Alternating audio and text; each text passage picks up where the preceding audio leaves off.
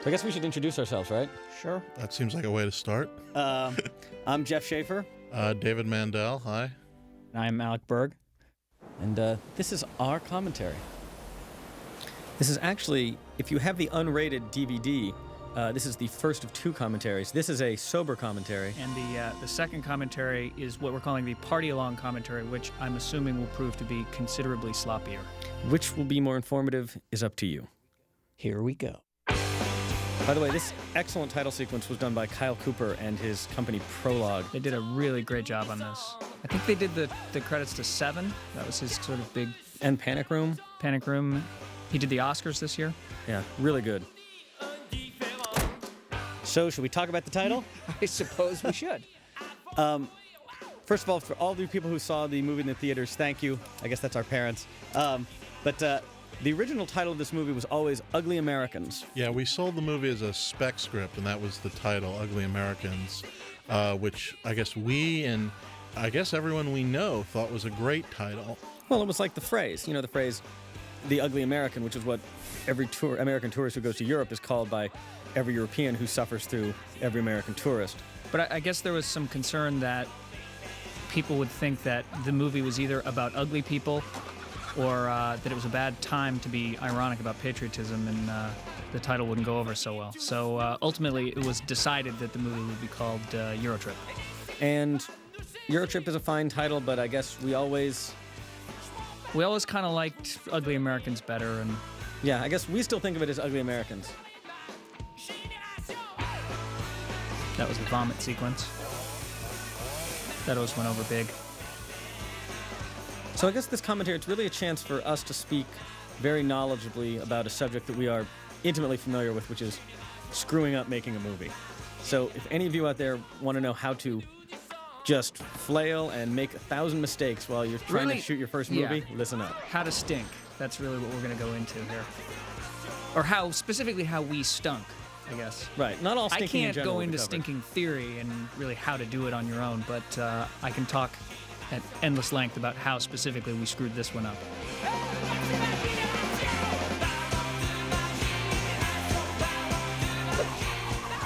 And hey, there's our writing credit.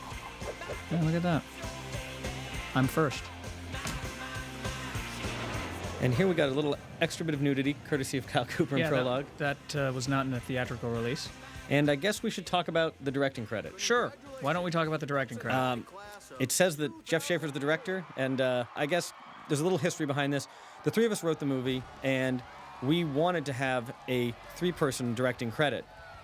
So we went to the Directors Guild of America, and we asked if we could have a three-man directing credit, and they have a lot of reasons why they said no. So ultimately, we had to pick one of us who would receive that directing credit. And actually, on this DVD, there's a special feature called How to Pick a Director that shows exactly how we decided to choose who... A historical video document, if you will. No one should be listening right now because everyone is looking at the wonderful and talented Kristen Crook, who did us an enormous favor and flew out for a part in the movie, and she was excellent, and she's the sweetest woman. She flew out to Prague, where this was filmed, and actually, as we go through the movie, only 2 days of the entire filming schedule. We shot 54 days. Only 2 days were shot outside of Prague and its surrounding areas. This was shot at the International School, which is, I guess, a bunch of foreign diplomats' kids going to school outside of Prague. And that's our friend Jeffrey Tambor, who we worked with on The Grinch, who, lucky enough, was in town shooting Hellboy. And we were able to steal him for a day to be Scotty's dad. Yeah, we were location scouting at a hotel, and he was staying there. He was staying at the hotel and just kind of came out of the elevator, sort of, what are you doing here? What are you doing here? Will you be in our movie? Yes. And so that's how we, a lot of the familiar faces that you see were either in Prague or on their way from somewhere that they could sort of be taken out of the sky and put in Prague. It was not easy. Kristen did us a giant favor, Kristen Crook, by flying. I think she was shooting Smallville in Vancouver, and we flew her from Vancouver to Prague. It was hard to get people to fly because SARS was sort of at its peak, and Well, also it was an amazing we were in time. the middle The of the Iraqi war had started, and then SARS was going on. So it was very tough to convince people, hey, come to Europe where they're protesting and fly on a 14-hour flight with people coughing. on a plane that just turned around in Hong Kong. This is just so brutal.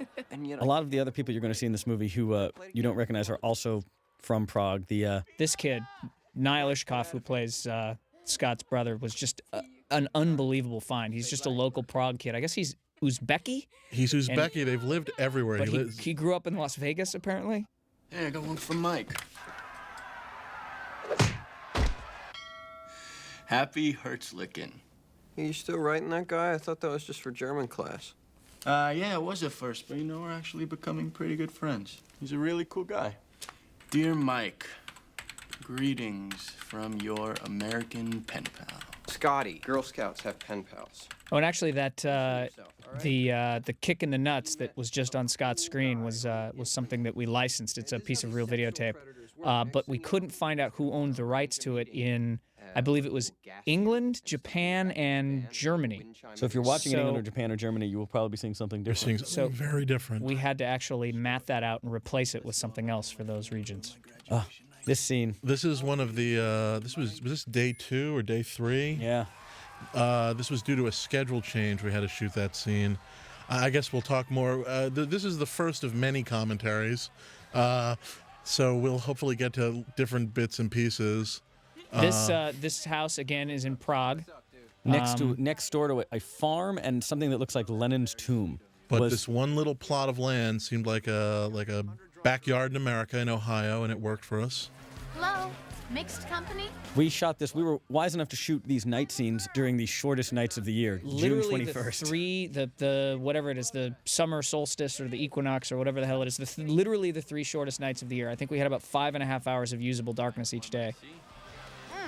And it was cold. It was freezing. Freezing cold, kids in the pool, and all those people. You can almost occasionally see them sort of shivering a little bit. bit. And at one point, I remember late in the evening, I think the second night was probably the coldest night, and I was wearing my Himalayan explorer outfit because it was so cold. And these kids in the pool, and all these girls in And that guy, tank the guy? tops. Yeah, and that guy. In between takes, I had to wrap him in blankets. Well, these kids would all dive into their coats, and I remember late one of the nights we said, okay, we have to shoot, everybody take their coats off, and girls were honestly crying because they were so cold. I have planned every detail of the trip to maximize the fun. You brought a guidebook to a party? Do you guys want to see my itinerary? Oh, one other interesting note about this scene. That is a real keg with real beer, and Jacob Pitts, our delightful Cooper, really liked these scenes a lot. It's what we like to call method acting. That's one of the things we learned. Or simply drinking. And I guess we Aren't they should the same? introduce our cast at this moment, now that you've been watching for 10 minutes, Scotty Meklowitz as Scott Thomas. which is why we cast him, make it very easy on ourselves. The beautiful and talented Michelle Trachtenberg is Jenny. And Travis Wester is her twin, Jamie. I gotta piss like a pregnant woman. And that's Jacob Pitts going off to take a leak. Listen up, everybody. And this was another one of our delightful cameos that we got because we were in Prague. Play a little song. Yep, that's Matt Damon, which everyone in the theater sort of goes, it can't be. Is it? Is it really? Little sex puppet I know. Why is his head shaved? Fiona. He was actually in Prague shooting Brothers Grimm for Terry Gilliam at the time. And we actually went to college with Matt years ago, so we've been sort of friendly ever since. And he was in Prague, and we asked him to do a day of work for us, and he agreed. The biggest favor ever. Thank you, Matt. Yeah, and Matt's just hilarious here. Matt's not watching this DVD. We're going to make him watch it. That'll be another commentary. That would be the biggest favor he's ever done. But the band is actually started by some other friends of ours from college. So it was a sort of... We actually, I guess this is as Who were good a time Matt as Damon? any. A couple of them were Matt Damon's roommates in college, actually. The band Lustra. One really of them, fun the band Lustra, good guys, and they wrote the song, which is really fun. And we've actually known each other since college. I'm going to just talk now because no one's listening to what I'm saying because there's a naked girl on the screen. Rating right there. I wasn't even listening. What I'm talking about? Now this, in the unrated version that we're watching, she started off topless. In the theatrical release, if you saw it, we actually cut a different version where she started off with her top on. And then he Cooper convinced her to talks take her it out off. of her top. And it was very strange, sort of, when you get into this whole nudity thing. Obviously, it's a hot tub scene, but somehow when her top was on and he talked her out of it, while it was a very exciting moment that he talked her out of it, it oddly made her dumber, even though she is sort of a stereotypical dumb blonde. Right. And we always liked it this way, the way you're seeing it. We liked the scene to answer the question, what is beyond gratuitous? That's And there the it answer. is. And there they are. And the other, answers. the other stuff we added back into this scene is just more of him screwing around with her. Because to us, once you're at the nudity, it's how far he goes. This scene, it's not exactly. about nudity. No, this scene was always about the crazy extent to which he got her to play with herself, as opposed to just getting her to take her top off. By the way, the banner in the background, originally, this is what happens when you work in Prague. It's a big congratulations banner. The first day when we got there, it just said congratulation, like one singular congratulation, which is a word we didn't know existed. Sort of a funny story about this scene, which hopefully we can tell.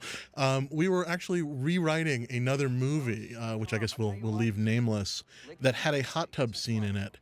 And we came up with this idea, which was the fact that a guy saying you have a smudge and you're sort of, you got something on you.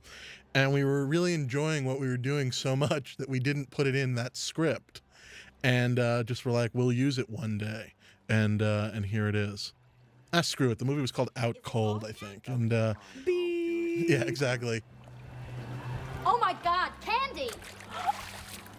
Cooper! That lovely blonde who's just entered was from England, and The girl behind Had- her is Czech. Oh, and we didn't Had- say Molly. Molly Shady is our Candy. Candy.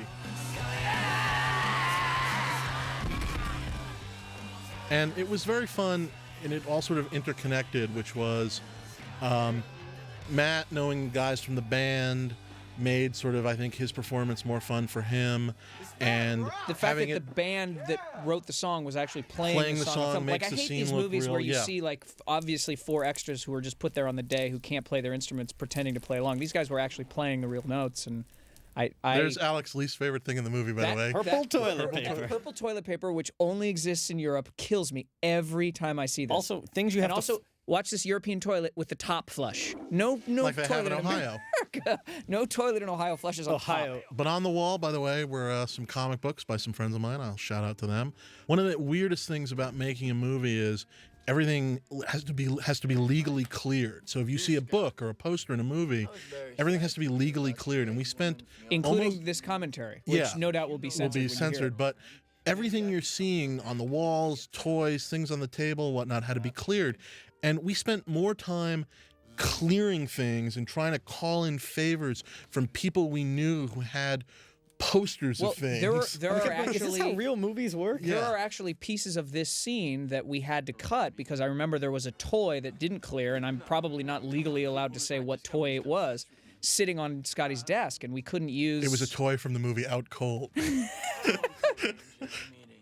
But yeah, I mean, and we spent a tremendous amount of time trying to clear this, trying to clear college names. Also, a special thank you to my parents who went to the Cleveland Indian store when we had nothing to put on the And walls. spent like drunks. Yeah, spent like drunks and shipped it all to Prague.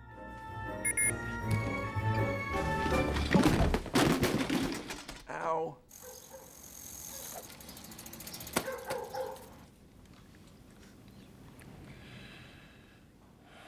This always gets a huge reaction. That people are really. That was actually egg whites we used for his spittle. The makeup people made a bunch of these little strands out of egg whites and had to hang one on his lip each time we shot this. Another little extra from the for the unrated is going to be coming up. Don't do that. Which is little kid cursing. Why are you Yeah. wearing my bathrobe? One of the golden rules of comedy. Oh, I'm sorry, but somebody pissed all over mine last night. Not that cursing. Still makes me laugh. Wow. I can't believe this German This kid, wants to come I swear, if Niall lived in Los Angeles, Comedy gold. he would be on every sitcom in the world. Just He's a every star. week, you just see him on different sitcoms playing this exact part. I think he worked like 6 days for us, and I think we probably paid him about $130. It was 166. His character, Bert, because we paid him $166, we began to discuss all expenses in terms of Berts as a method of A payment. very expensive dinner might be a Bert. Yeah, or like, oh God, that's going to cost us 2 Berts. And it was, one of the great things about shooting in Prague was cheap labor, cheap construction. Later in the movie, we get to the And Vatican. good labor and good the fantastic, artisans are unbelievable. Great infrastructure, just great people that make movies. I mean, we put a crew together out of, just really very few people from out of Prague, and they were just fantastic. No. And especially because we'd never done this before. Our background was originally sitcoms. We all worked together on Seinfeld, also Conan, Saturday Night Live. And so... I'll never forget it. I'm sorry. Bruce, the drummer of the band, has to sit next to Christian and Matt, and they all sort of have to have their shirts off. And Bruce sort of says, well, I don't know if I want to because I have a rash. No, he said, I'm just getting over the shingles. I'm just getting over the shingles. That's what he said. And I'm like, he said it in front of Kristen, and I'm just Kristen's sort of like, oh, God, and I'm sort what of have like, I gotten myself into? He's joking. He's a very funny musician without shingles. I promise. I remember we shot Mika talking in English and in German, and we decided to use the German with the subtitles. Well, we didn't think German would sound sexy or attractive, but she's Jessie. Somehow, when it comes out of Jessica Bohr's mouth, yeah, anything she's sounds so sexy. warm and charming that even German sounds great. This is Jeff's favorite thing in the entire movie, that stupid jackalope T-shirt, which is not funny, but he swears is a joke. I don't think it's a joke. I just think it brings pleasure to those who see it. To you. It's really a terrible T-shirt, especially compared to the many good Don't worry about T-shirts. telling your folks, because This is actually, this is my favorite scene in the movie. I get it, yeah. This is the scene where the movie, to me, works the best, where these two guys were just sort of dialed in, and Well, their it helped. relationship. It helped very much that we shot this scene way toward the back of the, the shooting schedule. If you look at the first bedroom scene where we already were, which is one of my least favorite scenes in the movie, day 3, we did not know where to put the camera. We did not get, basically... We didn't take a wall out that we should have, and We it would should have have saved taken us a a lot of wall time. out to get a master shot, a shot that allowed sort of everything to happen and the camera to get it. We did not get that shot and got everything in little pieces and just then edited together the little pieces.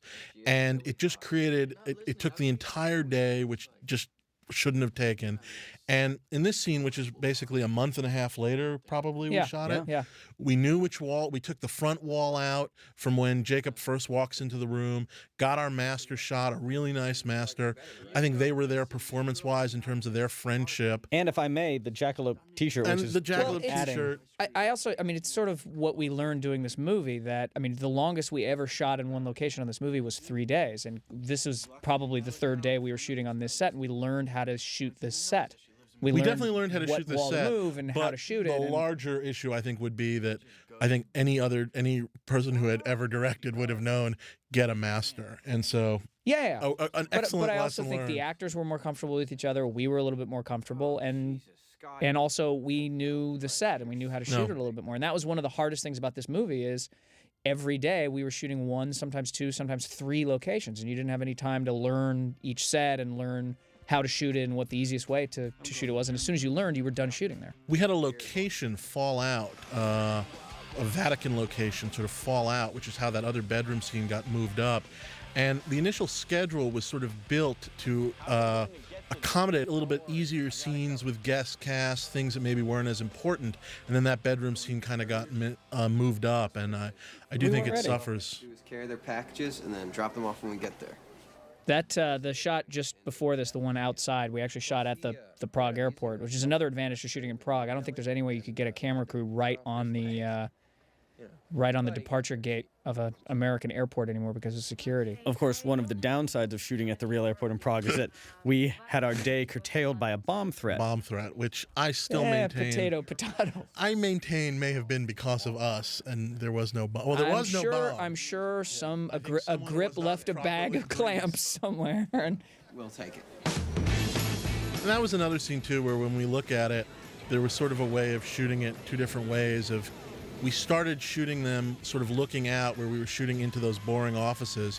And obviously the prettier shot, I know I'm talking backwards. In hindsight, we should have shot the other direction. We should have shot in the other direction because So when you they see do the turn airport behind around, him instead you of the see counter. that background. And again, these are lessons that were sort of both imparted to us as we were going along by our wonderful DP, who we should mention. David Egby, who saved us Egby. from ourselves every day. And, there's a certain amount he can tell us, which he certainly did. And then there's a certain number of times where we have to be wrong before you learn. And certainly that was an example, again, something we did where The other thing in the deleted... he warned us and we didn't. Yeah. In between, by the way, in between the courier counter and this scene, there's some fun stuff in the deleted scenes, which is they realize that they're going to have to take all these courier packages, so they don't know what to do with all their clothes, so they have to wear all of them onto the plane and there's walk about through the airport. 15 minutes of stuff, which decide for yourself whether it works or not. It didn't work in the movie, but it's sort of fun to look at. Thought a lot about this, haven't you? And by the way, Jacob's t-shirt says, "I'm rocking on your dime." And it was actually, Travis owned that t-shirt, and we thought it was funny, so we put it on Jacob in the movie. These transitions, that's my dog, Stella. These transitions That's were my also Queen done, of England. and that's your beaded London flag. Yeah, it goes on the back of my cab seat. These transitions were also done by Kyle Cooper at Prologue. There's a few more of them coming up, you'll see. And this is our first big visual effects shot. Yeah, this was an amazing debate. That's not the real Jacob Pitts. That's a robot. This was shot in Prague. There is a big river in Prague, That's and that's real. all real. That's real. And we put a little British flag there. And basically, the background was replaced. And Well, not in these shots. In that shot, obviously, the yeah. background is replaced because on that side, I think is that where our hotel was? I don't even remember. No, what we were was further there. down. Further but- down, okay. And I guess we should mention Kevin Blank, who was our visual effects guru supervisor, who we found on from the TV show Alias, where each week they do a lot of really amazing things like this. Right, like if you look in the background, you see the buses on the bridge. The bridge is real and the buses are real, but the stuff behind that is not real. But the flag, for example, is something I don't think that's real. They added that. They put that, and if you look And there's closely, the some clouds cars move. moving on the side. The clouds are moving. They put those clouds in. And what Kevin allowed us to do, and I mean, besides being a really good guy, as everyone on this movie was, he let us do a lot of big effects like that on a sort of a TV budget, which allowed, this was a quote-unquote smaller budgeted movie, and it let us do some special effects without bringing in these like big effects companies where it would cost a lot of money. By the way, this is about the time that we should mention the Feisty Goat. This is the Feisty Goat pub, and we saw the sign out in front, which we misspelled. I think this is the right time to say that Alec and David and I went to Harvard, and we didn't know how to spell feisty. And Well, we spelled it wrong in the stage directions, and the guys who feisty. made the sign just took our spelling, and so we showed up on the day, and the crew was all laughing, and we couldn't figure out what they were laughing at. Well, And after actually, we about half shot an hour- entire day without anyone noticing, and on day 2, people realized. No, they knew. Oh, did they know? Oh day yeah. one? Oh, they Okay. were laughing their asses off at us, and then finally it was like, "Did you guys know?" And they're like, "Yeah." And this is the incomparable Vinnie Jones, who, when we wrote the part of Mad Maynard, the chief hooligan, we always sort of hoped that maybe we could get Vinnie Jones. He was Well, the one we wrote it with Vinnie Jones or a Vinnie Jones type in mind, never thinking that we would actually get the real Vinnie dream Jones. being Vinnie Jones or someone that would rip Vinnie off. And the pleasure of getting him was just He so was great. amazing. And he scared the living daylights out of these two. They're not. This is again method acting. We told Vinny that the kids were really scared of him, and he did nothing to make them feel at home for this scene. There was a lot of debate over what song Scotty should sing here, and finally we just decided that this seemed goofy and funny, and It's also a favorite song of ours. We've used it before. We Yeah. used it 3 times on Seinfeld, I We used think. it in old episodes of Seinfeld, so we're big fans of giving Sheena Easton money. I love that reaction. Pretty damn good, lads! The hooligan next to With the Vinny, Kill Something t-shirt. Kill Something, which you'll see a little bit better later. His name is Paul Oldham. Yeah, and just another good guy who really sort of enjoyed his role as sort of Vinny's assistant right hand. hooligan. Exactly. And they sort of fell into that off the set. off camera. Well, he's also a real beer-swilling, football-loving man from Manchester. Yeah. I don't think, was he a Manchester fan? Yeah. Okay, I didn't remember Yeah, I that. think he was actually from Manchester, yeah. We shot a lot of like fun Manchester United songs, which aren't in the movie, but it was very sort of fun teaching these hooligans these songs. Many of them did not speak English. Yeah, I tried teaching morning train to 40 Czech people phonetically. And this is Peter Yackel, Who's who a local Prague resident who Yeah. you may recognize from Triple X and a few other movies that were shot in Prague. He's about 6'8". yeah. We never got the right sort of nerdy glasses on him. No. That was an issue. We thought we had the glasses, and then we showed up on the day, and we said, lost them. They where are lost the them. glasses? And they said, aren't these them? And we said, no, we had different ones. And We had sort of more of a Clark Kent glass in mind, just the idea that sort of he'd just be a little nerdier. a little nerdier, but clearly not. Clearly a Right. big guy. And this is our helicopter shot. This is our big money production shot. And this we shot on a highway that was under construction about an hour outside of Prague. And there's a couple other scenes we shot a little later on the same highway. Where's Scotty? Cooper said they were going camping. And this we shot the same day that we shot Jeffrey. We had Jeffrey Tambor for one We had him day. for So we one did the day. high school, and then we ran down the street to this And It was actually, about as close as we could find. Looks a little European, but it's okay. we actually thought that scene was going to go when Scotty appears at the Vatican, but we ended up moving it moved there. it We up liked there. And just something that makes me laugh for no reason. The mom there is reading this Jackie Collins book, which we cleared. And as the only book we cleared, that book appears like a whole bunch more times. Scott's reading it a little later. So it's the one book that's seen in this movie. And now a couple of these guys are actually English, and a couple of them are Czech. We sort of, the closer guys are actually English, which helps. And these guys were really good. I mean, the guy on the right there. John Comer. Yeah. Wow. That guy who really makes me laugh. And these guys are really good. They found the camera. This was on this highway. We shot this on a moving bus. We're trailing the bus behind a big camera truck. And when we wrote the movie, we didn't realize how insanely difficult shooting on a moving bus was. So there Don't was shoot a on lot. a moving bus. There was a lot more stuff. Originally, the whole hooligan pub scene, when we sold it, was on the bus. They get on the wrong bus, and they're trapped on this bus. And we realized that whole hooligan pub scene being shot on this bus would be impossible. It would be about 16 days to shoot it. So we moved that to a pub. We're not going to Berlin. What are we gonna And shooting on the bus, just dealing with something that's moving, with the lights constantly changing. And Also, you'll we only see, had a certain amount of there's a lot highway. of hot spots on Jacob there that that's the best that we ever got it. You know, Although- he's pretty overexposed. Looks like a real bus. But actually, that's what makes it kind of look good. I mean, that's what is sort of neat about it. That, But in shooting this was one of the real downsides of having three of us doing this job, that one of us fit inside the bus and the other two were clinging to this tow rig, and it had just rained, so there was water all over everything, and it was about 18 it was like degrees being outside. on a motorboat. It was like being on a We were motorboat, under a tarp. like in the Baltic you know, Sea. in the bus, I was lying on my back on some camera batteries. It wasn't very comfortable. Yeah, but you were warm. I was warm. They were warm camera batteries. This, again, was the same deserted highway.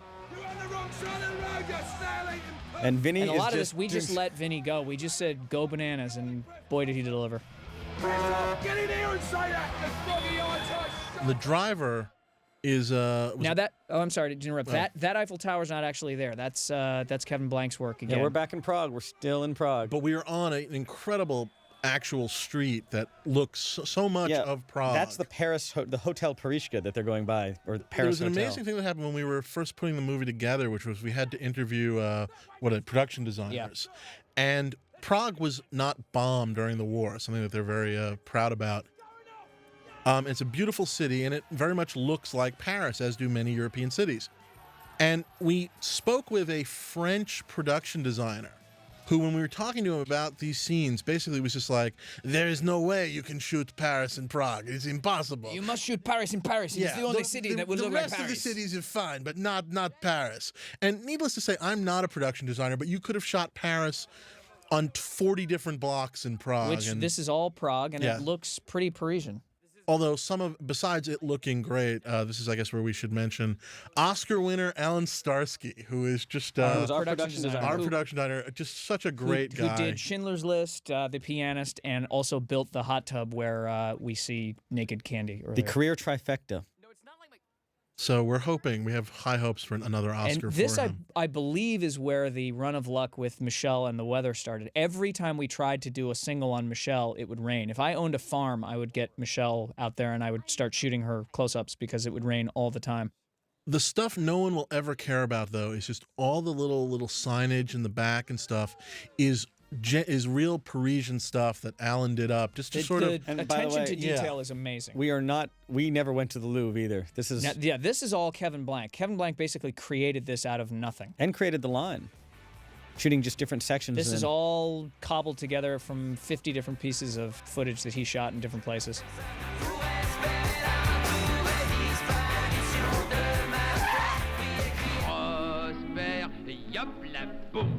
We don't know what that song is, but it's great. I believe that's Charles Aznavour. So, you guys want to stay here? Should we go check out the huge line at the Eiffel Tower? Here's a fun fact. Voltaire contracted syphilis just 2 blocks from here. Should we go? Can we please just get out of here?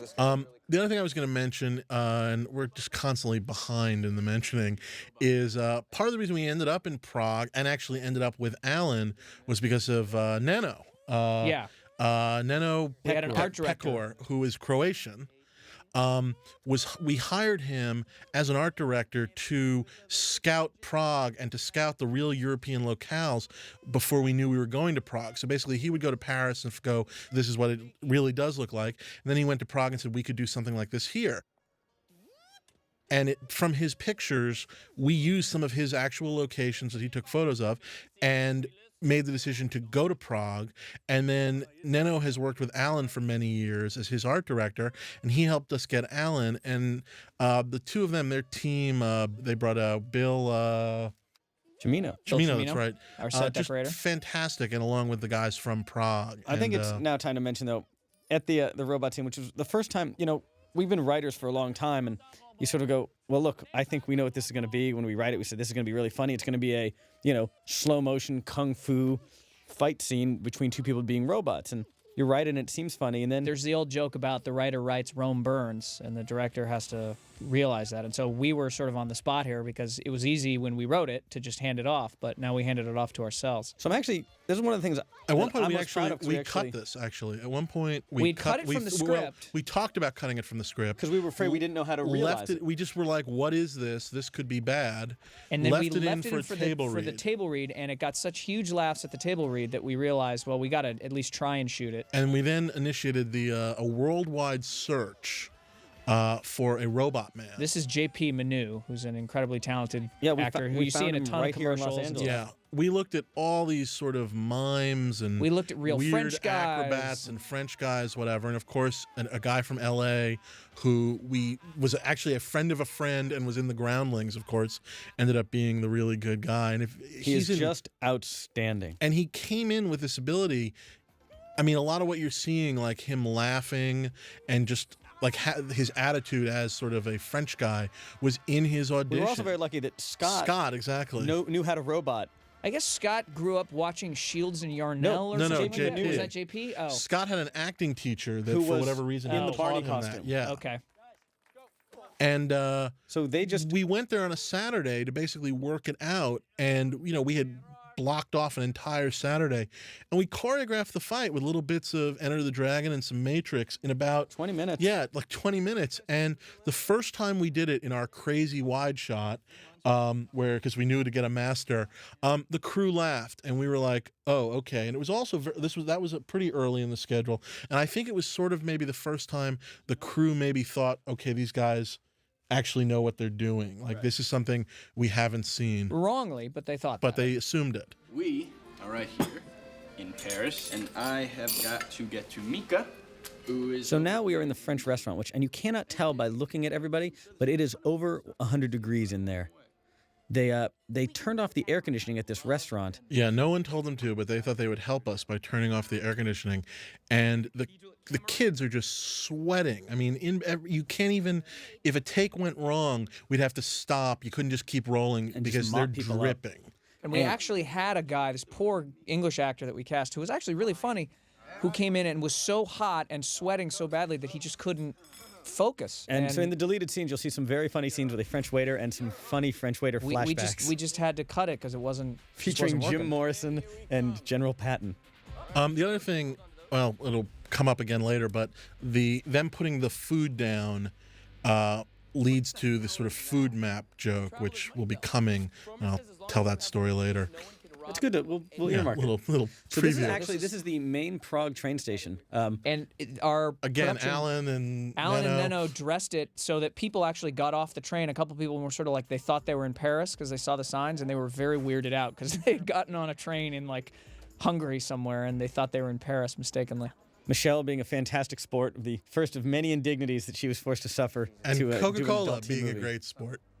There's one shooting in a train station is about again another one of these like we're idiots we don't know. So we'll set a scene in a train station.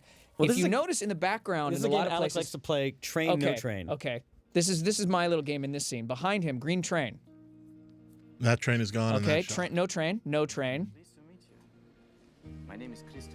But who cares about the train? I mean, Train. again, the lesson learned from David It's my Egby- game. I'll play it. No, I know, but look at these backgrounds. I mean, No just this train. great, just deep backgrounds. We're in a train station in Europe. We're not. By the way, Michelle No being we're not in hilarious there. Vancouver.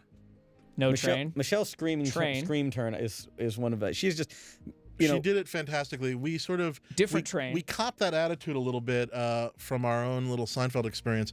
It's what we like to call sort of a Julia Louis-Dreyfus sort of a Lane move. The sort of being sweet, screaming, and then going back to sweet. And you know, Buffy can't say enough about Buffy was a Michelle. hilarious show, and I don't know if Michelle always got a chance. You know, she was sort of a supporting character on that show, and on this she got to really shine with her comedy. Anyway, here's the maps. And what I wanted to say is this is sort of a Raiders of the Lost Ark map parody, which is a joke that is about, I don't know, 10 years old. It's something we wanted to do a million years ago, and again, just something we sort of saved. and The there's Jackie Jackie Collins Collins. book again, by the way. And the headline, Mare Dolores La Hooligan. What? I actually, I don't know if I even told you guys this, but I was at an Iron Maiden concert about 6 months ago, and I saw a guy wearing that Deep South Monster Truck 1987 shirt. Or that whatever guy it is, Rally you? 79. No, he wasn't me, but I envied him. Fred Armisen. He as the what we in the script he's called the creepy Italian guy, not as some people wrote down in the test screenings, the train homo. We actually call him creepy Italian guy. And again, just production-wise, we're shooting on a moving train here, which is yet another of our Do not shoot on a moving train. naive mistakes. We thought, just put him on a train, it'll be easy. Just the most cramped quarters, limited angles. We actually shot this one scene in 3 different compartments because we had a compartment where we could look one way, we had a compartment where we could look another way, and then we had a compartment pulled where out we could walls so pull we out a could wall shoot and different ways. And then we had one compartment where we were shooting in, one we were shooting out. it was madness. Plus, But Fred, by the way, is just so funny in this. We also last minute. I'm sorry, I do want to say that we also then shot it both moving and then did other shots not moving so that we could do the Right. light effects of the tunnel, So which this are is- poor this man's is process moving, because and there's then- no tunnel This is obviously on a moving train. because you can see the window. And then when we do the shots where it goes from light to dark or from dark to light, we pulled the train inside a barn and blacked it all out and then did the lighting effect by hand. So the creepy Italian guy, Fred Armisen from Saturday Night Live. This was another thing where we Got him at the originally went very into last we originally went into this thinking we will find a genuine Italian guy. And again, we searched the world What we for a realized is real that Italian guy. A lot of Europeans are not funny. They just didn't get. Well, it's a language joke. problem. They were simply performing like the words of the script, but didn't necessarily have any idea what they actually meant. Fred is someone who's just fantastic on SNL. That little frog is awesome. So and that shot, for instance, is inside. I think we hired him And on that's inside. We hired him on a Sunday, and he shoot on was a out there Tuesday. like on Tuesday. Yeah. So really amazing. And- And again, these are all these little touches that he added. And I think Travis, who plays Jamie, is fantastic with him. They just made it. They were a great pair. And this was something we never exactly 100% I don't think we ever got landed this on. right. We had a bunch of different things we shot for this sort of darkness sequence. Like we had a lot of flashing lights and weird little things of Fred what in was various going on stages in of the undress dark and and eating whatnot. and In the end, it wearing was a just kimono. undercutting. It was This undercutting, end reveal. Yeah. which, again, And I think Yay. for the unrated version, we put this back. For the theatrical release, we kind of cut right here somewhere. Yeah. No, exactly. And then for this one, we This decided is to something let it that roll. we It just just was a funny. enjoyed. It's just that a guy with no pants sees more people and goes in. And actually, that's where we're sitting. That's where the compartment that's where we're we're sitting working with the from. monitor. And had to do it all over again, the one thing that might have been enjoyable was had we come running out of the compartment. Yeah. Yeah. Just the idea that the man with no pants. by the way, this is the very first thing First we shot ever. It's actually sort of an interesting way to see our cast. The train sort of revealing our cast and us seeing them really for the first time. It was a really neat experience. A horrible looking little train station that the first time we visited was in winter and just looked awful. And again, Alan and his guys just came in there. And I think actually the manager of the train station asked them to leave. Yeah, everything left it because he all. was so Those impressed with flower the work. boxes and the shutters, and just turning it into this beautiful little French countryside place. That was always a fun shot where he lays down and jumps back into it. You know, and again, day one, we must have done 30 takes on everything on day one. You know, one of the things about comedy we also is shot like close-ups of everything, every angle, whereas everything. this is more toward the end. This is one of the 2 days that we shot outside of Prague. This is not a in great northern example Germany. because this is more towards the end, but I also think we screwed up here, and that's the thing. But this you is look all back, we did it all in one shot, which I We think did is this- the way to do this. We did do it all in one shot, but one of the things I think, I don't know, when I look back at the movie, a lot of our starts of scenes, I find it was definitely something we were never thinking enough about, so that you're kind of going, we're going to this beach, and then they're just sort of walking, and maybe had we come off a sign. Always one of my favorite things in the movie. Oh, definitely Also, fun it was joke. freezing here. You can It's see freezing, Scott actually the gray sort of sky. I cold. wish we'd gone in and maybe colored the sky blue a little more because the sun does come out. But just something that maybe, if the camera had, I don't know, moved or something to kind of say beach as opposed to that sort of weird stock shot of nothing and then this. Yeah. And this scene seems to get a lot of people in an uproar. I mean, everyone sort of sees it, and people. There we are. Right. This is one of the 2 days we shot outside of Prague. This is in Rostock in former East Germany. This was apparently one of Hitler's favorite beach resorts. It's very close to where Werner von Braun used to develop the V2 rocket. Wall of cock. Speaking of V2 rockets, everyone seems to laugh at the scene and also go. It is everyone's It was- favorite and least favorite. in all the test screenings but we secret did, favorite. it was listed as the most favorite scene and also the least favorite scene. And I think a lot of it had to do with there were a lot of like 18, 19-year-old guys who felt obliged to put it down because they needed to state that they weren't gay. And we originally started off shooting it with sort of an idea towards like an Austin Powers kind of a thing, which was, you know, you could even see a couple of guys with ridiculously long cameras and stuff trying to attempt kind of to strategically cover penises. And once we were there, it just looked dumb, and we realized, to some extent, I mean, to us, the only rule is ever what's the funniest thing, and ultimately, 50 penises was the funniest thing. And by the way, everyone goes, "Oh my God, how'd you get all those guys to take their clothes off?" And it's like, this is Germany. We showed up with a camera. They were already naked. I mean, the most surprised people on the set were those 50 naked German guys when they found out they got paid. It was really weird. Like, we'd take a 10-minute break, and usually, you know, if there's any kind of nudity on an American set, people Run for dive into their cover. robes, and these guys were just letting it hang out. If these guys could have taken more clothing off, they would have. And we had this amazing German AD that day, Andreas, who just yelled at them and yelled at their penises. By the way, Michelle, who was always very nervous about the bikini scene, couldn't look more beautiful. She was, you know, just, oh, I don't know, the bikini scene, the bikini scene, the bikini scene. And it was sort of this big thing in her mind, which she was nervous about it for no reason, because she... But I think also David went out of his way to make her feel very comfortable and also to light her beautifully. Yeah. And it also, again, this was very near the end of the shoot, and I think there was sort of more of a comfort level with, you know, the crew too, and just, you know, the main camera Although the comfort team and level whatnot. was bothered a lot by the fact that Jacob, once he took his pants off and was going to, like, for that first naked shot, wouldn't put them back on because he knew how much it bothered everybody else. I think he really enjoyed how nervous he made Yeah. everyone. And poor Egby, by the way, poor Egby had to always go up there with the light meter. Now that guy, there was a lot of protest, a lot of discussion about the old man yelling "Chica, Chica," which For whatever reason, is one of our favorite little things, Yeah. and you get a little shot of him. Next yeah, time. there he is Sort of a again, little Chica, slower. Chica, which always gets a nice little rise. This out is, of by the way, crowd. the most beautiful shot in the movie, not shot by us, shot by Gary Wordam. Gary Wordam and his unit, his second unit, and it's just absolutely beautiful. Mika's old emails again? And here we are on another train, but again, we are, because it's a night shot, we are faking this. It's a poor man's process, occasional lights sort of moving on the side, because we could not do a moving train at night. So we are inside for all of this. So this is like our fourth version of a train car.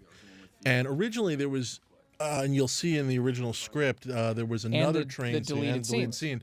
There was another train scene of them running onto a train.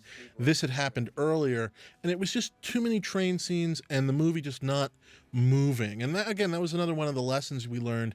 You know, you're as a writer and then a director, there are lots of things on the page that are really funny, but sometimes when you're actually then watching the movie, why are they still in Paris? Why is it taking so long? Why have they not gotten to the next place? And there were too many train scenes. That one flew out and this one was in. And even if the individual scenes are funny, sometimes the cumulative effect of all of these funny things makes it much worse. So this is a joke we actually created after we had shot. We did, thanks to our music supervisors extraordinaire, John and Patrick Houlihan, who found this amazing music that was sort of playing under this fantasy. And they found this piece of music, and they said, what do you think of this? And we thought it was hilarious. And we said, what is it? And they said, well, it's David Hasselhoff. And then we said, God, and we thought it was so much funnier if you knew that it was David Hasselhoff. So we're like, is there a video? And they're like, yes, there is. And not only is there a video, but this is the video. And it looks something like this.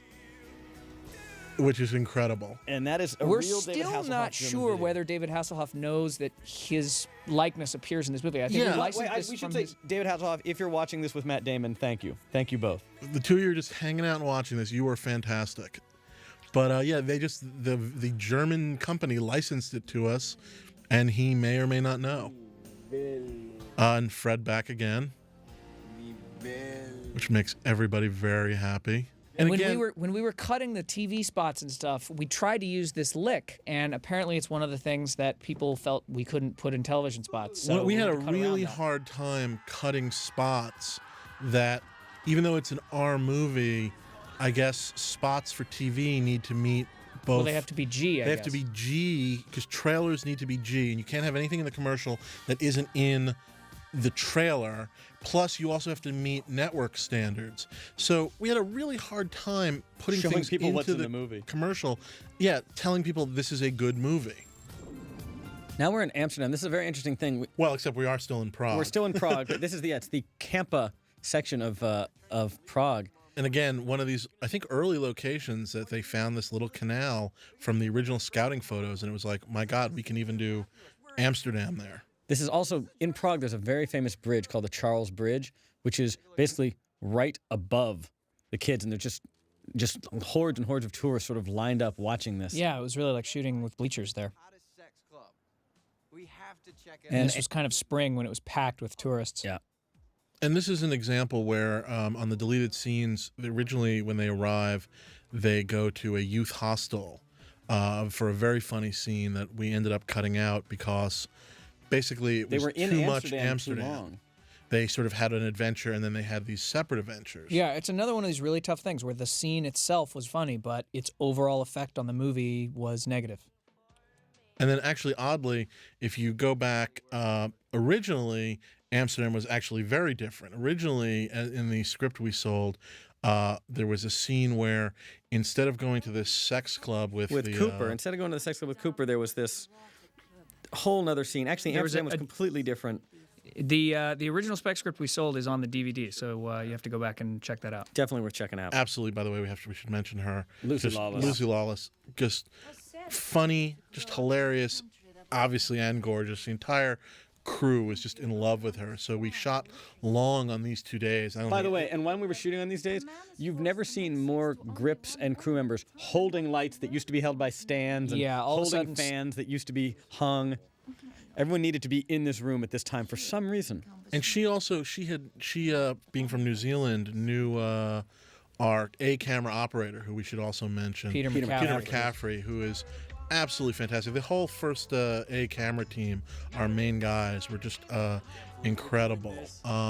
Just never a problem, and just really patient and wonderful with us. The brownies.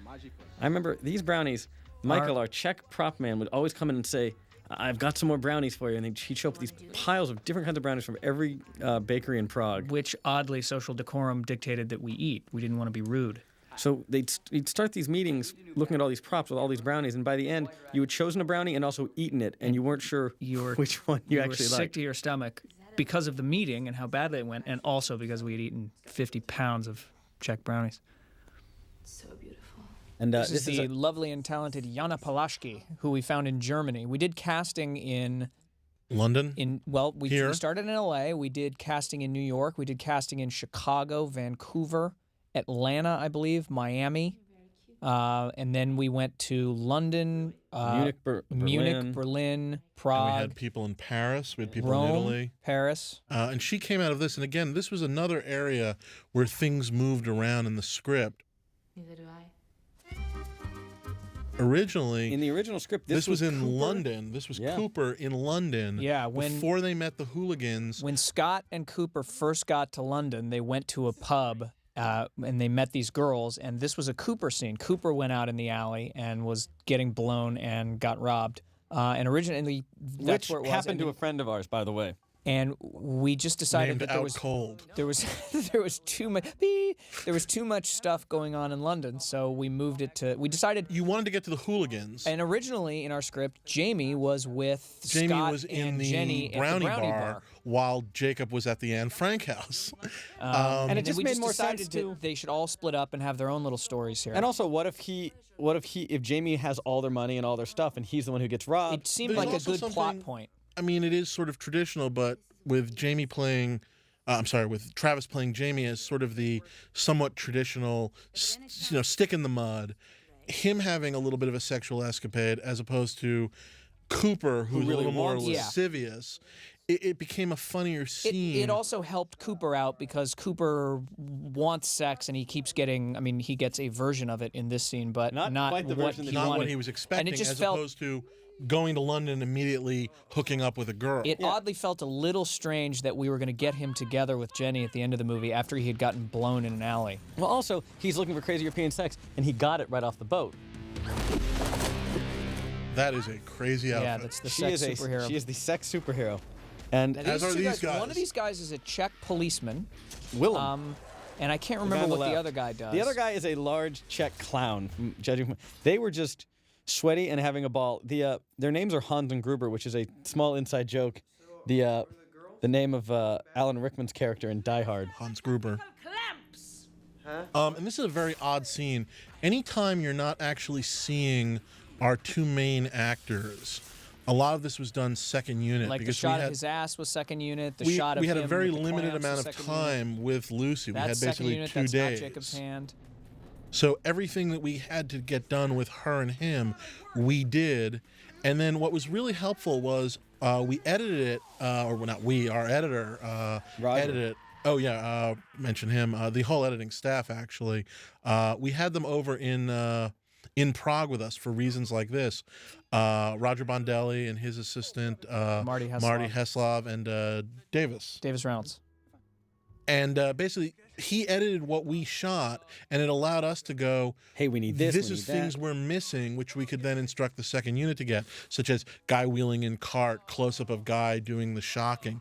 And it really did help having the editor there, which was something originally the editor was not going to be with us in Prague.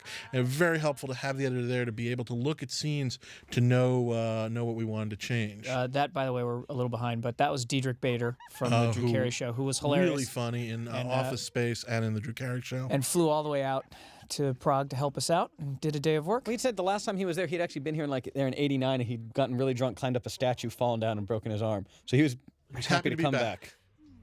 I'm really hungry. The pot brownie scene, it's so funny when you show them in front of an audience, all the sort of younger kids, just the very The fact, mention of Amsterdam got people to go, woo. and then the fact that they're actually doing pot makes them laugh. This we were writing on the fly. We realized the scene needed something. He needed to say something embarrassing. So we came up with the gay porno stuff. But we tried like 3 or 4 things. There was when he was a little kid, he ate dog poo. They told me it was a candy bar. They told me it was a candy bar. high-class stuff. But this guy, go who Jean-Michel, who plays the Rasta guy, I think we did probably 10 takes with him, and he got each line right one time, and we ended up using it. I'm not But sure. he cuts together great. I'm not sure when we were doing it, I ever actually thought the microphone was picking up a word he said, and yet oddly it was there He kept when we got saying to the that. edit room. Elder with his walk-off home run right there. These are not hash branches. Because I think he had been eating hash branches earlier. Yeah, he was not an actor as much as a man who had smoked a lot of pot. And again, ultimately, this was a longer scene. There was more to do about not being able to name the safe word, and the monkey was originally brought out, and you start trimming because again, you're just in Amsterdam and we went into this scene. There was another beat where she brought out some golf shoes with big spikes on them and was hitting him in the ass almost immediately. That we cut on the day we never filmed because we were just way over time, and we ended up shooting. This actually cuts together great. These few moments. It's a huge charge to see this thing. That is a huge charge. The Flugelkenheimer. The Flugelkenheimer. Got to mention Jeff Jingle real quick. Who Jeff created that? Designed and built that, and then came over to Prague with it, traveled with it. How he was not arrested and thrown into jail by the customs Just did people, an amazing job on that. There you can see the Charles Bridge. Yeah, the Charles Bridge behind him, and we lost out. We should be making these Van der Sex T-shirts. Someone is selling them on eBay, but they're one color. They're wrong. So if you're making them, if you're the person who's making them on eBay, just make them the same way. But it's a fun shirt. We actually and you can kind of see all the bugs that are flying around there. We did it as a crew shirt. Actually, we gave it out to the crew. Well, this is dawn. We shot all night. This is dawn for dawn. I got robbed. No, we shot this. Oh, this is dusk for dawn. This is dusk for dawn. Oh, This is the first shot. We were shooting nights on the bridge, and that was the first thing we did because I remember we were shooting that Jamie thing, and we ran out of time. So because it was getting too dark. If you go to your deleted scenes, you will see a scene that sort of happens right about now, which is Jenny, Michelle Trachtenberg, saying, "Look, boys, I'll take care of it," and she tries to sort of strip to get them to hitchhike on the Autobahn, which proves again, impossible. it was just we were out here on this highway way too long. This is the same deserted highway where we shot the bus driving around. Also, it was freezing. Poor Out Michelle. here way too long, and it was 30 degrees. It's like 30 degrees right here. Yeah, and this was drizzling. again continuing the rule of every time we tried to do a close up on Michelle, it rained or hailed. She was such a trooper. I handed to him myself yesterday. Cooper's shirt, by the way, says, "I love ping pong." This phone joke was interesting. We originally had the first one, which took place in the bridge in London, and that always got a good laugh. And this one never really gets that good a laugh, but there's a third one later, the comedy rule of threes, that only really works as good as it does because the second one sort of exists. And so we left it in even though we never loved it. This is Dominic Rack, who is basically like the Dennis Franz of Germany. He's a big cop show star in Germany. And our casting woman, what was her name? Risa Kress. Yeah. Found him. And actually, there's another we were talking about the clearance stuff earlier. We shot about 8 takes of this guy, and you can see that thing hanging from his rearview mirror. Originally, there was a Tweety Bird, a Warner Brothers property, hanging from that thing, and we shot about 8 takes, and we moved on to a different shot, and somebody was looking at playback and said, "Wait, is that Tweety?" And we looked at the playback. We'll never clear that. And we just decided we'll never clear, so we had to go back and reshoot everything we had done. And the camera guys thought it was so funny that we had screwed up that it became a running joke. And somewhere they kept the Tweety Bird. And they began adding it. Every time we would set up to do a shot, they would roll a little film before we ended up doing the shot, and they would put the Tweety Bird in front of the camera. And so we have a reel somewhere of that Tweety Bird in every location that we shot. And it's fantastic. He's wearing a Pope hat. He's in the hot tub. We would love to show it to you, but Tweety doesn't clear, so we can't. We cannot show it. So just imagine every shot in the movie with a Tweety in it.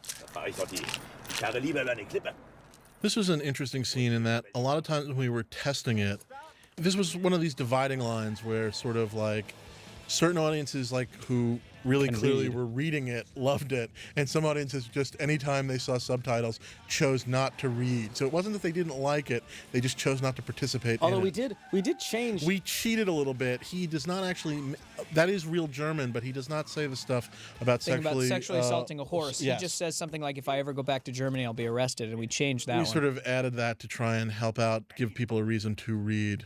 Kein Schwein aus Berlin wird mich jemals hier in Bratislava finden. Bratislava? Ja. Bratislava.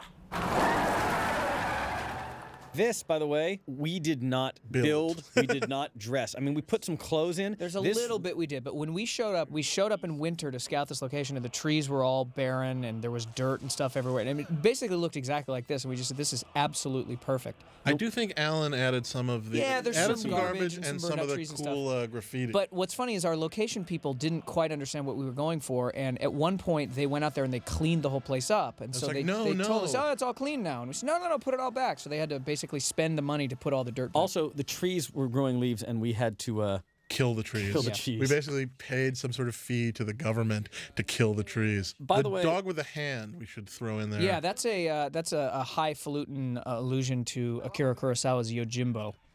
For those of you who have seen Yojimbo and this movie, all 6 of you. And there was also another shot that showed the sort of desolation of Eastern Europe, which was As they're walking, they see the dog, they see the guy bathing. They're horrified. And there was a little girl who they smile at and wave to, who then basically cops a squat and starts peeing, which is in the end credits of the movie as sort of a little joke.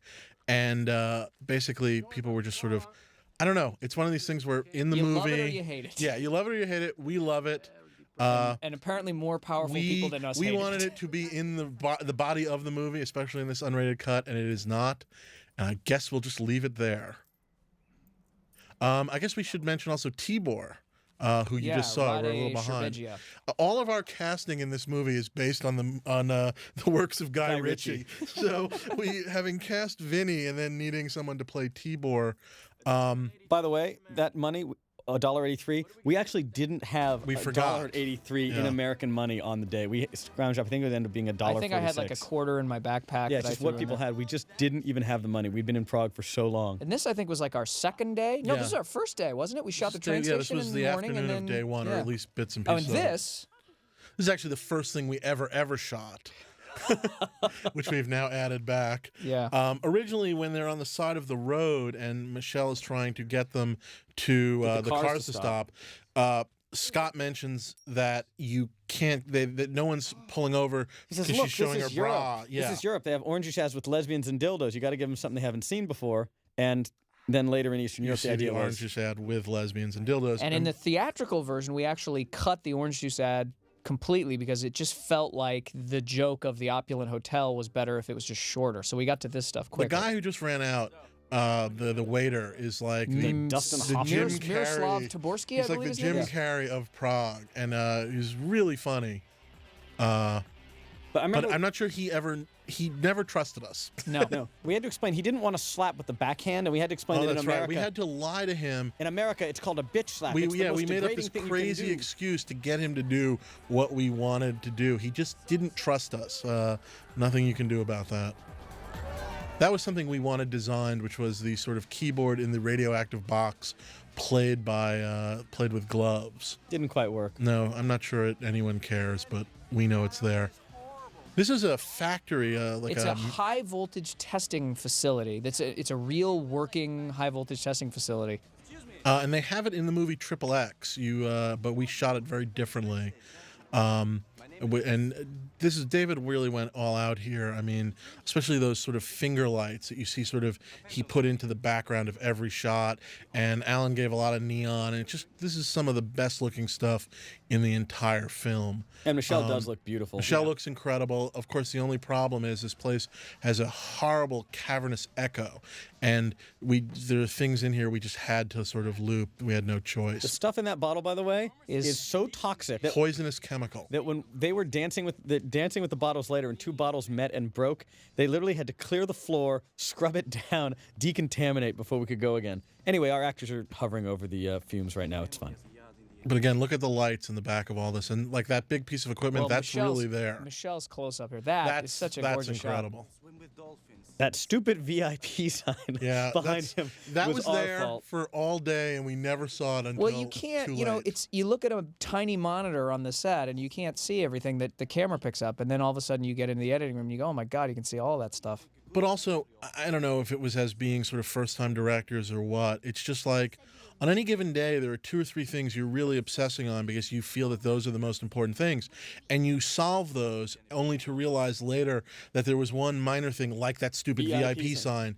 And there's one of those in every scene where you just go, what was I thinking? And sometimes you're obsessing on something that ultimately turns out to be insanely unimportant. Well, and the massively important thing is sitting right in front of you. In that scene, we were obsessing on a line when they were flirting. That we ended up just cutting. Yeah, he said something like he was the black sheep of the family. And then she was trying to be witty, and she was sort of saying, oh, that's okay, I have an uncle who blank. And we must have done take after take after take. You think you're the black sheep of the family. My aunt's a female bodybuilder. Yeah, just take after take after take of stuff, nothing that was ever used, and it makes the VIP sign all the more sort of laughing at us. By the way, the Green Fairy is played by Steve Heitner, who played great. Banya on Seinfeld. We worked with him also. A real good friend, too.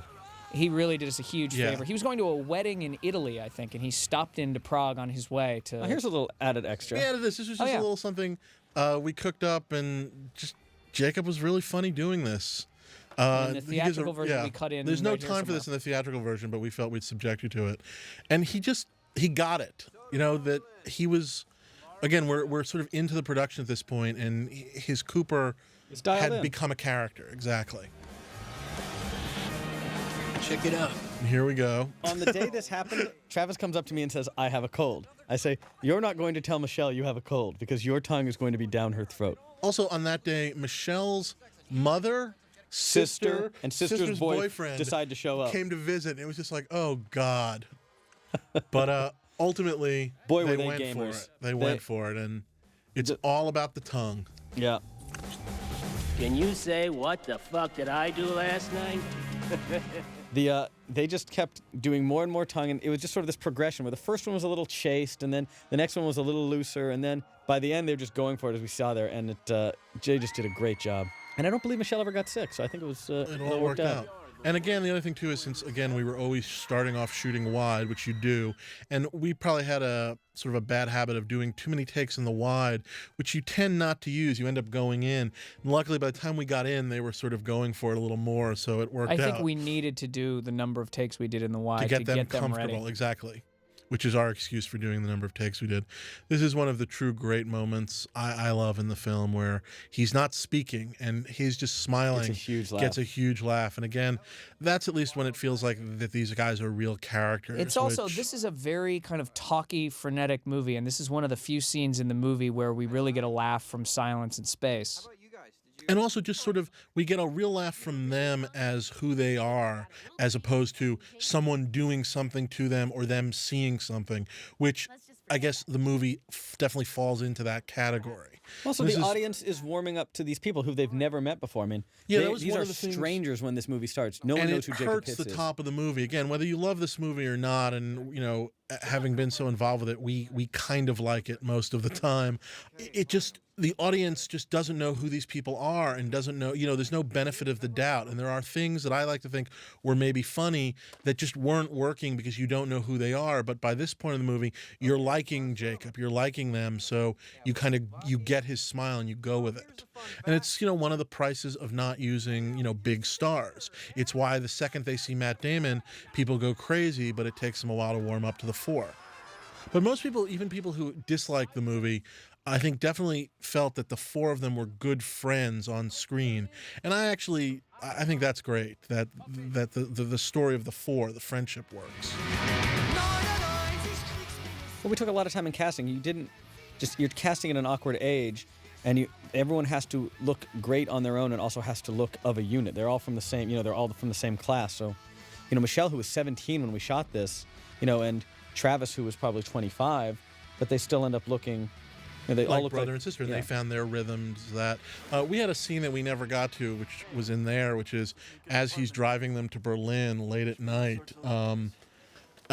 He starts talking. Tibor starts talking about this area that they're driving through. He used to be a great swimmer when he was a little girl. And basically, the idea being that he was taken by the government and given a lot of like drugs, weird steroids and drugs, and turned into this bearded man you see before him. But that he still hopes to one day he still hopes to get pregnant and have a little girl of his own.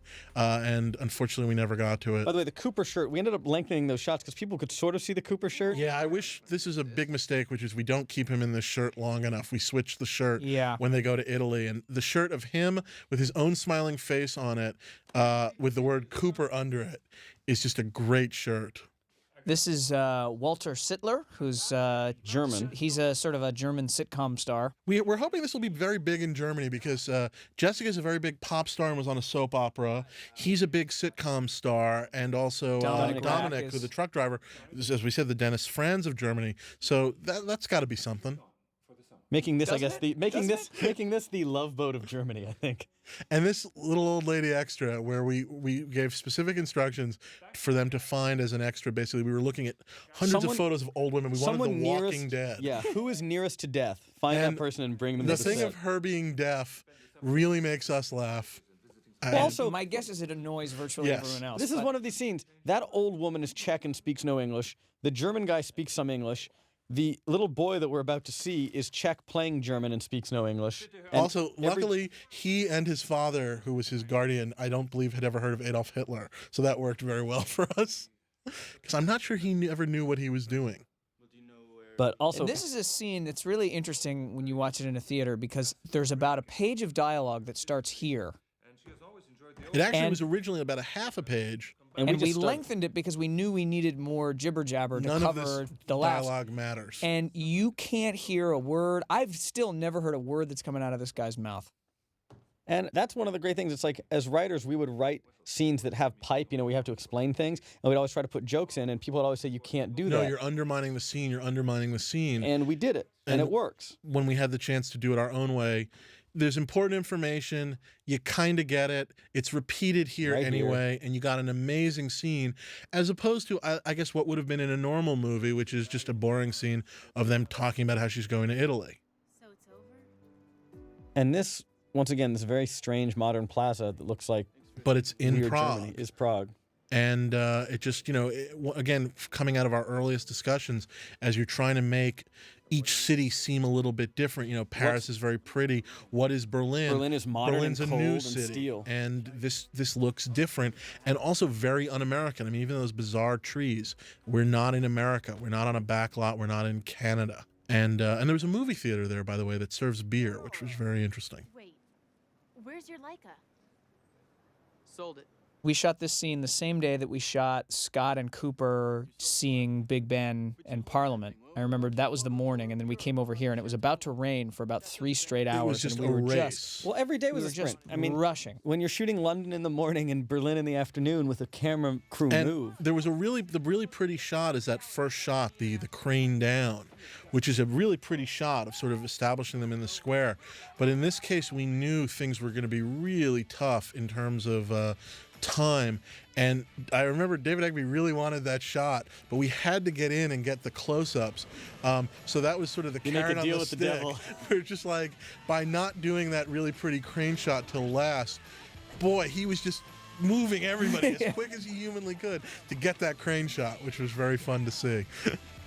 Not that he didn't always move people quickly, but... So here's another, if you look at deleted scenes, here's another spot you should look at, because there's a... If you like the creepy Italian guy, or as you call him, the train homo, you will love the scene. We went from, in an earlier version, we went from Berlin to Scotty saying, okay, she's doing the Summer at Sea thing, we have to go to Summer at Sea. And you can see, you can see Summer at Sea That there. is Summer at Sea Originally, there. this shot we used to in. get them into Summer at Sea, and then instead we cut here and their just cut to backpacks this. mysteriously disappear. But and so he's they got go ice cream. they go to Summer at Sea, and who should be the leader of Summer at Sea but the creepy Italian guy, and they get the information they need from him, but Jamie It's has a to really pay a funny price scene. in flesh. So check that out if you're interested. But again, when we actually then went from, it's a really funny scene, and yet when you just in the body of the movie at this point, you've had such big laughs with Hitler Kid, and at that point you sort of set up, we got to go to Rome, going right to the Vatican and letting people sort of know, here comes the end of the movie. Also seeing Mika, here's here's our ticking clock, sort of here's the end. It just made the back end of the movie work really well. The other thing too, and again, this is stuff that you know, as you're covering stuff, when we're shooting this scene, we're shooting him, we're shooting the guard, we're shooting the three other kids standing there. Every little moment here, like every time Jamie spoke to him, there were nice little reactions and stuff. And in our early cuts, you start trying to play all these little moments, and ultimately you're playing too many moments. Because the big ones are right here, which is this Jacob, is what you want to get to. Jacob doing the retard stuff was awesome, like that. By the way, Hilarious. if you look at that again, the columns in the background weren't there. That was Kevin Blank adding that. Yeah, we're just at the outside of a church in Prague. And now we're in a museum in Prague. This is the Natural History Museum in Prague, which is a gorgeous building. I think it's just called the National Museum. I don't is think it? I think It's there's on just Natural there's History? one Okay. museum. It's everything. Yeah. And here's our really cool shot. Peter McCaffrey, our camera operator. This we enjoy because it's all one piece. This was the one time he was actually able to stretch his muscles, and then. But he didn't. No, he could have done it. He clearly did this blindfolded, like with one hand. No, he's working this huge crane. He's spinning 2 cranks at once. But he could have been eating a sandwich and playing piano at the same time too. For all we were challenging us, this him. was something we talked about. This is one of the few things where maybe coming in, we had an idea of what we wanted. This sort of multiple levels of going in different directions. The appartamento papale or papal apartment were obviously not permitted. me, miss, what is this? Ah, that is the bell of San Marco. When the Pope dies, the Cardinal Vicar of Rome rings this bell to notify the people of Rome. Next, we will view the Sistine Chapel. Follow me, please. Come on. I think I heard them. Which way did they go? That way. Here's where we have to talk about our extra writer on this movie. Our first AD. Our first AD. Chris Newman. Chris Newman's so great. That was his joke. Which way did they go? That way, it's taking my reputation on it. And it was his idea to have Scott go the other way and say good enough for me. We actually wrote it, I guess we wrote it the other way. Right.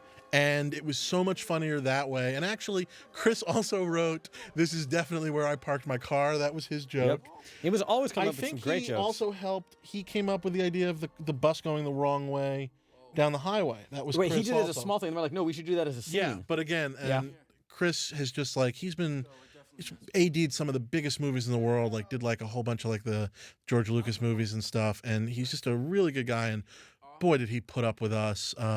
And his second, Ben Howarth, just really good guys that just sort of, they'd worked in Prague, they'd worked with a lot of this crew, and they've worked with, like I said, big directors, and they worked with us who'd never done anything before, and they were just really, they never lost their temper, and they put up with a lot of our crap, and a lot of days that we were just barely making or always going into that extra hour that you weren't supposed to, but that we went into every day. Oh my lord! It's the Pope 8 and the heathens nothing! Now, Jacob, you've never seen a man more animated than Jacob playing Cooper, because Jacob at this point realized that he got to sort of just really give a big middle finger to the Catholic Church, and he was so happy. He did really enjoy this. The other thing, too, which is very ironic, when we were in pre-production, we had to go to a Pope hat burning, which happened to be on Good Friday. The effects guys were showing us different demos of how they were planning on burning a Pope hat, and we realized that we were burning Pope hats on Good Friday. And then they were throwing these flaming Pope hats into this sort of like makeshift fireplace, and then we looked at the end, and there were these giant canisters of flammable gas that were about 5 feet away. Yeah. But that was Prague has no laws. We do have to add, this was all built, I just wanted to say. I mean, we built this Vatican. We built those interior rooms. There's Niall again, as Bert. This is all built. This is on a not even in a back lot. This is like in a factory parking lot. Yeah. We built 2 levels. We built this entire Vatican. You'll see it wider later. And this is an interior set, again, all built and designed by Alan and the guys. And just looks incredible. The other thing, Alan used to come, originally, the Vatican is one of the largest buildings on the planet. And far larger than we realized when you sort of write, again, we just kept the sort of Vatican. Like, we need to make this smaller and smaller, and Alan would just be, guys, I can make it smaller, but any smaller, not Vatican. Real Vatican is huge. And finally, beaten down, he sort of came in and said, guys, 67%. Yeah, I think this facade you'll see. By the way, Michelle's reaction there is awesome. Well, that's all just fake, incredible. This is an effect shot, so this is all fake, obviously. That's all Kevin. But you'll see when he jumps down, it's we built. This is all built, and it's just amazing. And Scott had a lot of fun here, sort of doing his papal wave. The Pope seeing this. We added this later. We added later. The back end of this movie, and again, this is one man's opinion.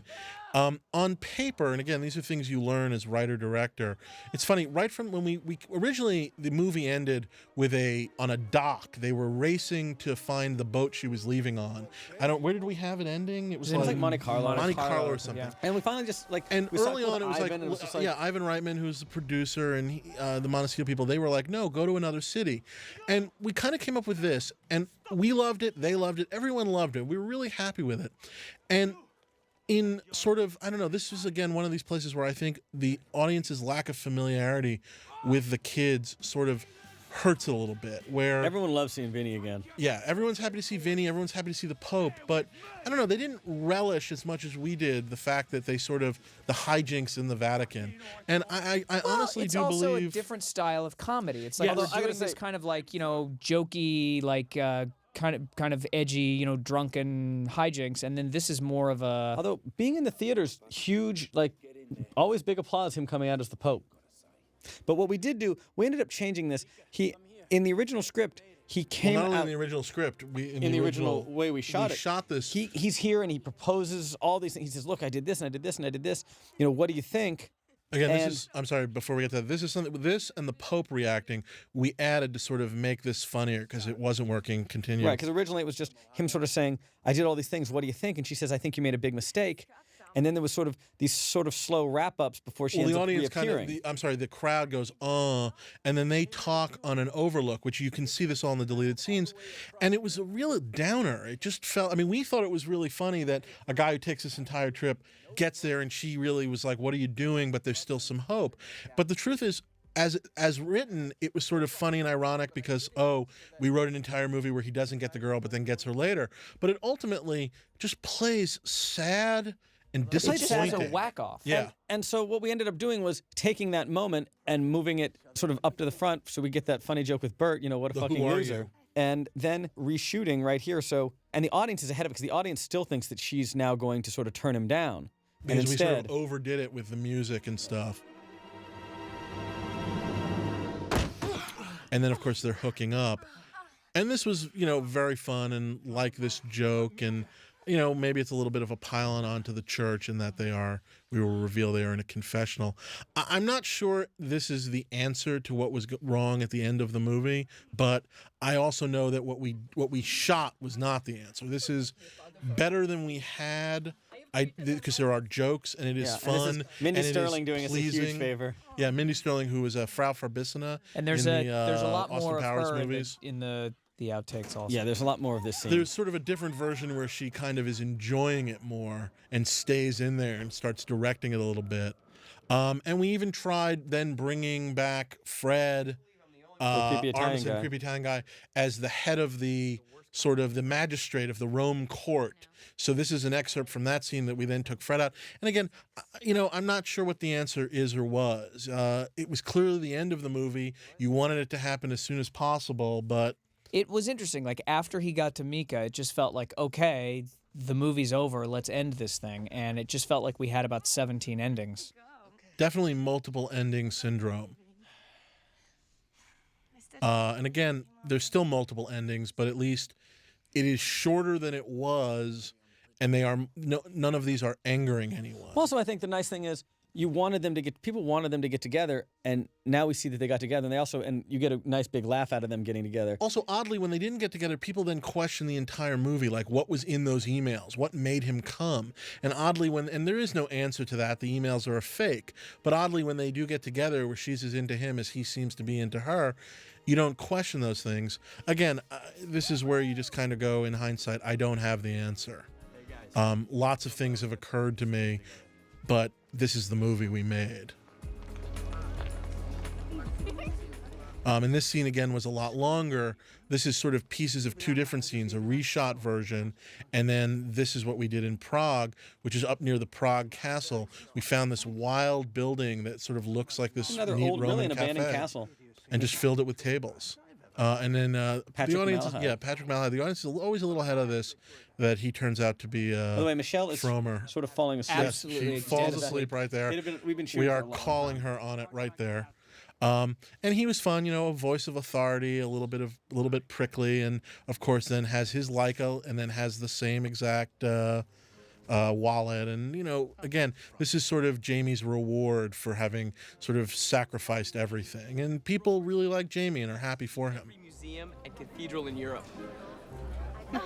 This is where we had the bomb threat. We actually had to shoot We had this to on come another back day. for this. Yeah, Boy, the we whole, had- the we whole had about- airport we shot in one day. Well, actually 2 days because it was Right, a but it shortened could have day been and done in a another day. This It was a part mad we had, dash. this was sort of the end. We had about an hour to shoot this whole scene, and I just remember there's a woman from the airport standing there, and We're distracting her with bad questions. we're talking about bad questions, and even I was talking to her, and I speak a little Czech, and I was sort of telling her that I used to drive a cab, because she was talking about cab drivers that are from Czech Republic, they're now Americans, they're cab drivers in America. I'm like, oh, I used to drive a cab. Just anything to stall while we were shooting. The other thing is 66 and 67 we're controlling. Those are our lines.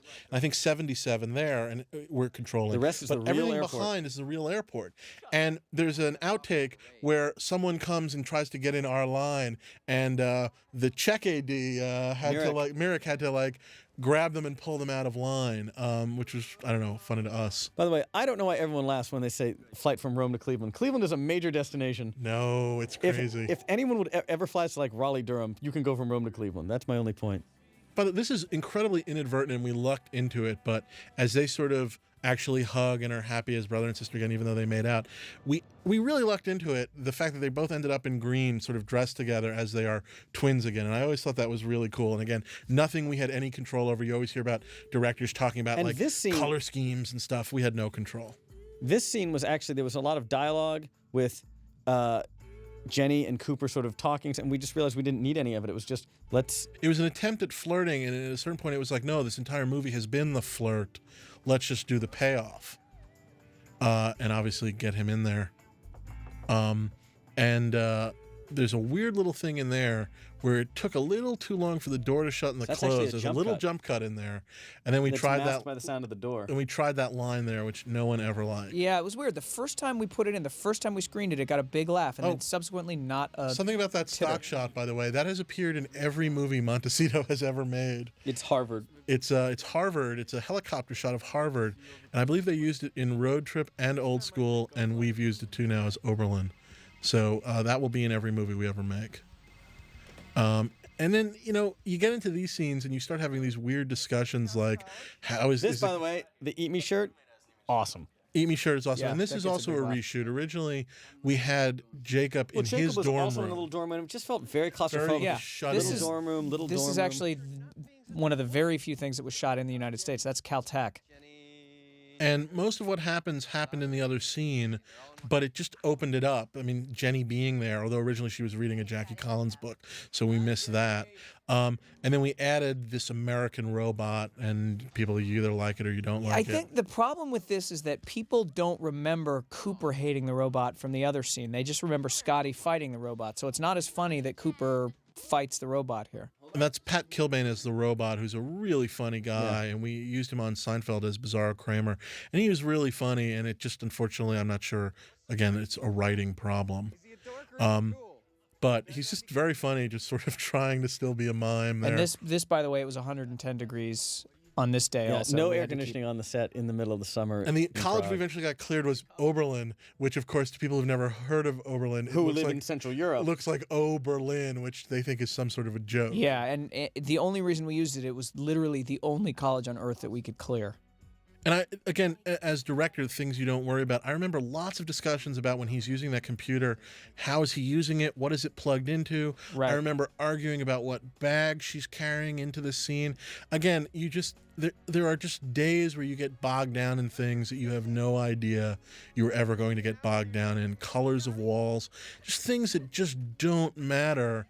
But at the end of the day. The trouble is, every once in a while, something does make matter. a huge difference, Exactly. and so you have to obsess over this. this I stuff. always love just the Green Fairy coming back. I thought was a perfect little ending to what is a really strange, perverse fairy tale. When we changed the ending and kind of made it happy all the way through without the original sort of downside and then the surprise happy ending.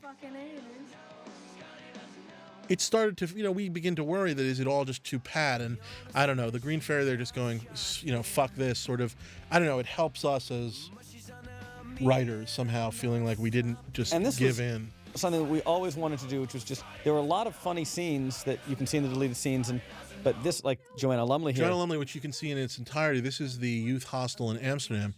And we wanted to just put some hilarious. of these things in, mix in with the bloopers, and just sort of be able to hear the song one more time. I think people end up really loving it. It's weird. Everyone always would sort of almost get up and then sit, and later in the airing to the movie, the people just knew to just sit there and watch. It also, by putting all of sort of the major sort of like funny guys in so that you get to see Vinny again, you get to see Robot Man, you get to see Creepy Italian Guy, it sort of reminded anybody that sort of maybe wasn't as big a fan of the Vatican and stuff, reminded you of things earlier that you liked. And also, that I think it sort of shows, made people leave in a good mood. It shows, hey, this was a crazy, wild, fun time, which was, look, when we shot this, it was a 100-ring circus, 3 locations a day, new cast every day, strange country, people that didn't speak English or spoke 7 different languages, and it was unbelievably fun. And that's what I think this actually reflects that pretty well. Jenny, this is Europe. They have orange juice. There you go. That's the line we were talking about. Again, you can see that scene.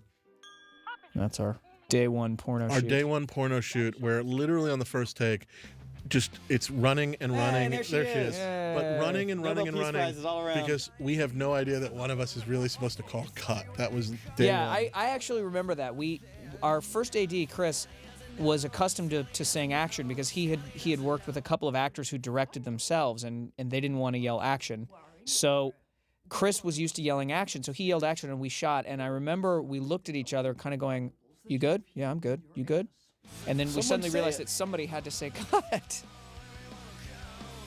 And while we're wrapping this all up, I guess we should mention Montecito. That's Jeff. That was the Jeff. little Hitler kid teaching him to walk. Greasing the wheels of the train straight to hell. I was just going to say, basically the entire time we were there, we had Danny Goldberg and Jackie Marcus with us as sort of on-set producers helping out with a lot of things.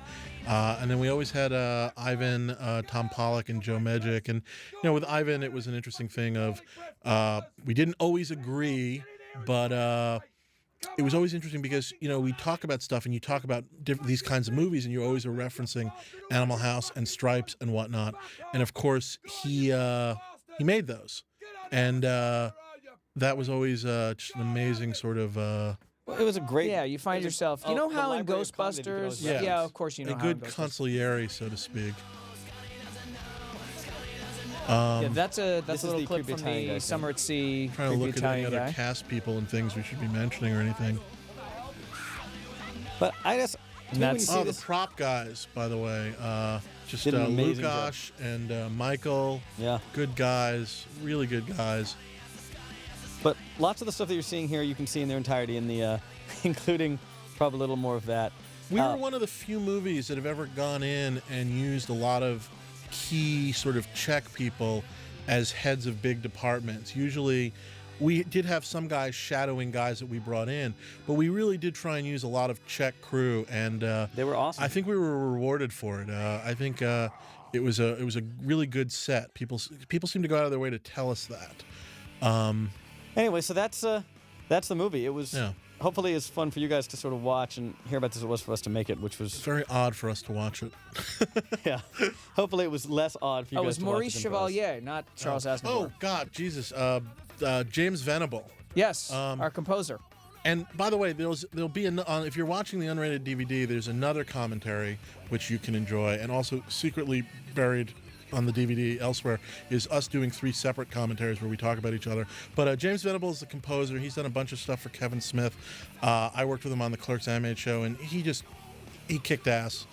There's just Creepy Italian Guy's theme, a couple of the other pieces where I love the music, so he was a real pleasure. It's like the end of the Oscars. I know. It's like, who do we forget? Who do we forget? Everybody was great. Everyone was great except the guy who did coke and tried to steal that we had to fire. Right. He was still good. And here's our He favorite worked really thing. hard. That's why we made the movie. A little reward for those of you who sit in your seats. Good Well, night, everybody. Goodbye. Bye.